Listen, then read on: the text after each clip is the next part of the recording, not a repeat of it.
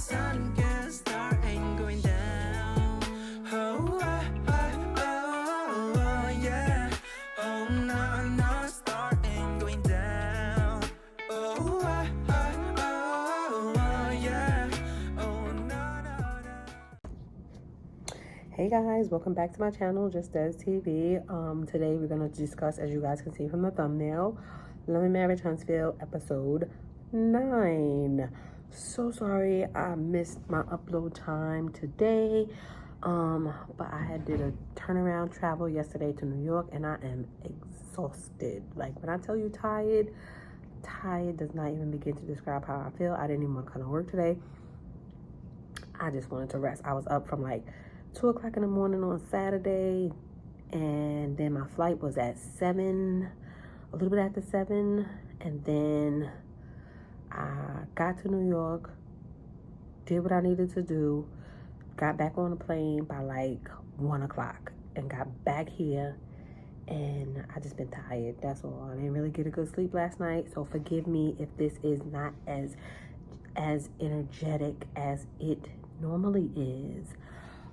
So we start off right away with Stormi and her glam crew getting ready. Oh, let me just say before I start.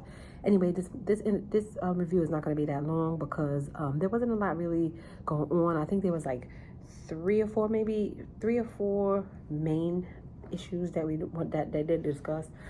There was no Mel in this episode, and I was a little bit bummed out because I feel like she brings a little joy to the show, to the season. Every time we see her, she's doing something positive.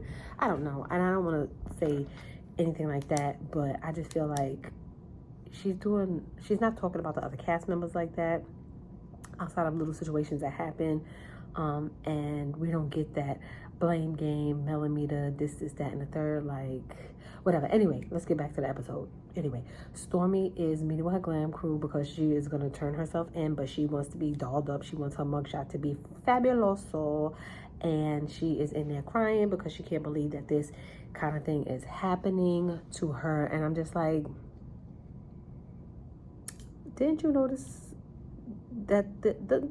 about this? Didn't you know about this for like a year? So I really don't understand what this theatrics is for. I mean, but everything makes good for TV. It is what it is. Courtney's mom shows up. I thought she was part of the glam crew, to be honest. But it was Courtney's mom. She looks young. She looks pretty. I was like, oh, okay, she looked nice. She showed up, and you know, she wanted to be there for Stormi and let Stormi know that, you know, she's a good person, that she's there for her, and you know, she just give her support. Stormi is very appreciative because when she called her own mom was not trying to show up for her. And we'll discuss. So Tisha meets up with Destiny and Tish, and I'm bored out of my mind. We see Destiny making candles for some candle line that she said, but I only see her make 1 candle, and I'm just being honest. They discuss the healthy dieting, and they discuss the gala. I'm just like, okay, whatever. So they discussed Destiny's tacky outfit because that outfit looked a mess. I didn't like that outfit that she wore to the gala, but she thought she ate. Girl, go ahead with it. Okay, so they discussed the conversation between Destiny and Sunny, and pretty much to break it all down, Destiny claims that she told Sunny he was sleeping with half of St. Louis, but I'm like, and he, you know, he's not really the prize that she think he is, and I'm just like, girl, y'all both here arguing over this community peen. So what does that say about it? Y'all fighting over this community peen. So, whatever.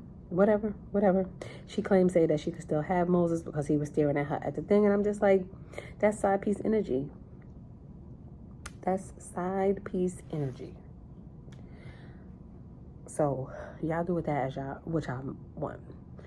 Because he's already married. So why even make that statement? Why would you even care? Why would you even care? Why would you care? And then you said you're unbothered, but why would you make that statement? But it is what it is. Let's move on. So Stormi meets up with Courtney, and they discuss the outcome on the case. She said it went really quickly, blah, blah, blah. And they didn't really say anything else, but I'm actually bored. I'm bored at seeing Sunny and Courtney really talk about nothing. I'm bored at Destiny and Tisha and them meeting up all the time, and they not really saying nothing, but they discussing Mel and the melometers, and I'm just like, y'all not even giving us nothing about yourself. So why do I care? I don't. I really don't. They discussed that her mother not calling in and checking on her to see how see how the situation was going. Miss Betty is pretty much having I told you so moment. That's how Stormi feels. And she feels like Stormi, because she didn't want Stormi on a reality show, and as all of this is happening because of that. But I'm like, this is not the time and the place for you to feel like that and express that. Your child is in need, and after she gets over the hurdle, then you can tell her, I told you so, if that's how you feel. Just not right now. So Tish discusses marriage with her children, and I'm just like, girl, you're getting ahead of yourself. Focus on what you need to focus on. Focus on getting divorced. Before you discuss marriage with anybody, focus on getting that divorce. Like, girl, I'm so bored with this, her and Ken and them having the same conversation every time we turn on the TV. I'm bored. I don't know why they thought that this was going to excite us. Like, what? Who cares? Anyway, yeah, you focus on the wrong thing. So her sister comes over and they discuss that she's been living with Ken for like 4 or 5 years, and the sister seems surprised. And I'm just like, that girl, that don't even look real. You're surprised in that. Oh, Tish. I was just like, that's not how a surprised person acts. Why they feel like they need to know everything about her relationship, her and her family, is beyond me. I don't even understand. I really don't even care. And I'm just being honest. I don't even care because it doesn't seem real. Anyway, she said Ken was fun at first, but he grew on her. And I'm just like, what does that mean? That he was fun at first, and it grew on her. Kind of just feeds into the narrative that you and Martell was messing around, and you was messing around with Ken too. And I don't know, allegedly, I don't know. I really don't care. What they alluding to, I don't really care. Tisha's boring. She's boring. Oh, then she proceeds to tell her sister that they were so uncomfortable in their relationship. And I'm just like, you were so uncomfortable in your relationship with this man that you've been together with for 14 years since high school. And none of y'all seem to want to break it apart for 14 years. And y'all both was uncomfortable. That's perplexing to me. Like, super perplexing to me. I don't understand that. If y'all was so uncomfortable in that relationship, and y'all was growing and y'all didn't know, like, why stay in it for 14 years? I don't know. It's weird to me. It doesn't seem right. It doesn't fit.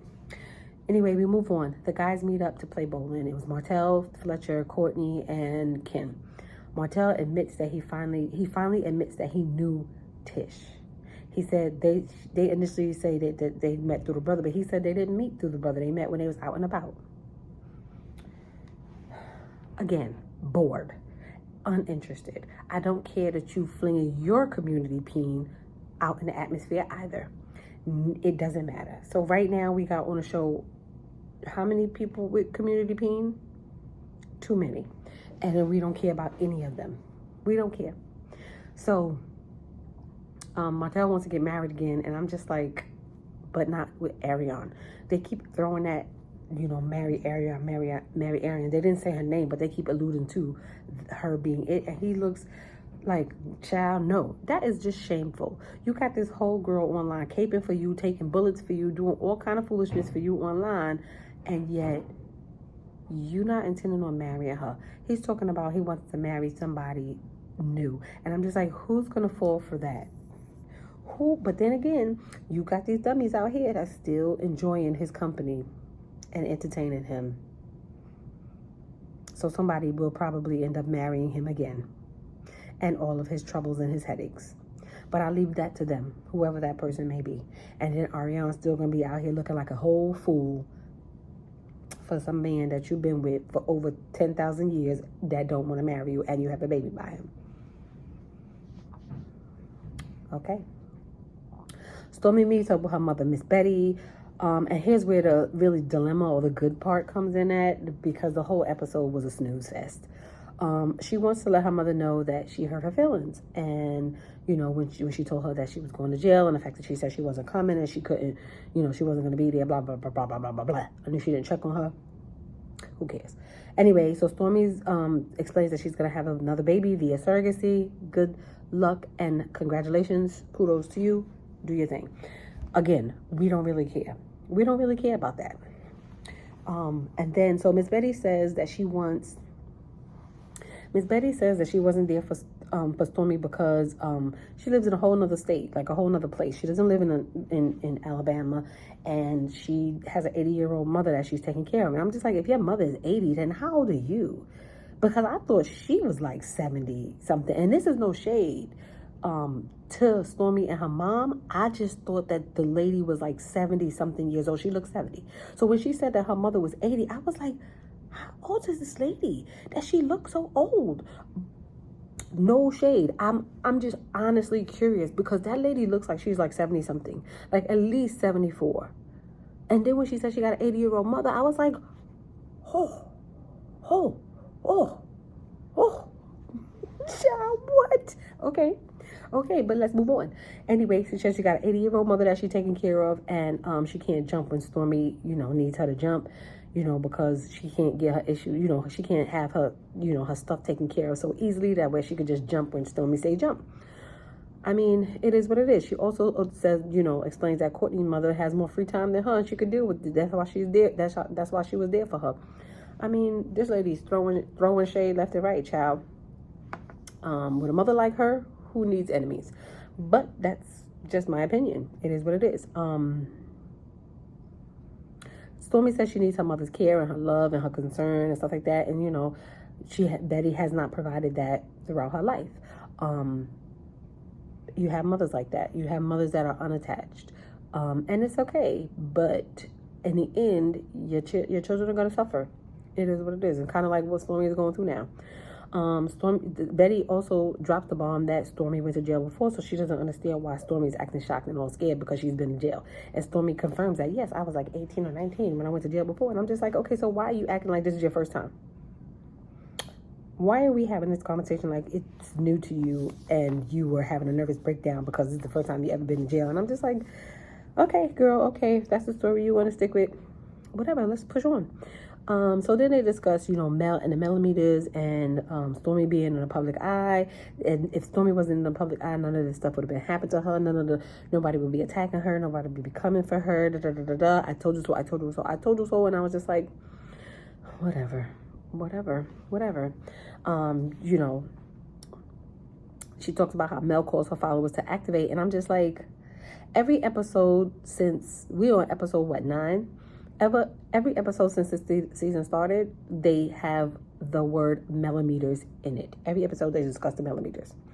Every episode they discuss the fact that the melometers are deplorable people and they just mindless zombies, like every episode. And I feel like if y'all gonna discuss these people every episode, you need to be cutting them a check, because clearly they're the ones that's carrying the show. If every episode, all the cast members are constantly having like conversations and dialogue about them, then you need to be cutting these people a check. Whoever they are, you need to be cutting them a check, because literally we've discussed them every episode, as well as Mel. Every episode. We're not seeing anything productive about Destiny outside of the Sunny incident, and that's not really productive. We're not seeing anything productive about Tisha and Marceau. We're not seeing anything productive about Maurice and Kimmy. We're not here. She gets on the show, she pops in, pops out. They have discussions about what Mel, and then she didn't even discuss her cancer diagnosis or how she got through. Like, none of that. They really didn't discuss her recovery. Like, none of that stuff. There's so many things that she could be talking about that she's not talking about any of them. Stormi, the only thing she's talking about is melometers and this case, and then how nobody's talking about nothing but the melometers and Melanie. So I feel like this should be the Mel and Friends show, or the Mel and the melometers and the Friends show this season, and somebody else besides these cast members need to be cut a check. I'm just saying, find them people wherever they at. Find those melometers and cut them a check, Carlos. I'm just saying. So Miss Betty says that she and Stormi are always getting attacked by the melometers, even whenever they say something about Mel. And that is Mel's fault, because Mel tells them to activate, and that she doesn't tell them, if she doesn't see anything wrong, she won't tell them not to say anything. And I'm just like, if y'all really expect that this grown woman to tell other grown people what to do and what not to do, she's never told them to activate. She's never said those words.